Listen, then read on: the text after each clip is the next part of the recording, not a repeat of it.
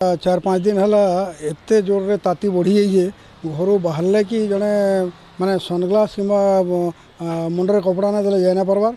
एक रास्ता घाट रे दही कि लस्सी कि लेंबू सरबत नहीं पीले जाए ना हबार। आ प्रत्येक लोक माने छाई देखिक अटकिक रही जाऊन माने घर बाहर कि माने एपरी ताती एवं घर को गले भी ताती घरे ताती रे रक्षा पाइबा लगी कूलर जार एसी अच्छे एसी लगाऊन एवं घरे भी माने एबे दही पानी और लेंबू सरबत व्यवस्था कर पीऊन।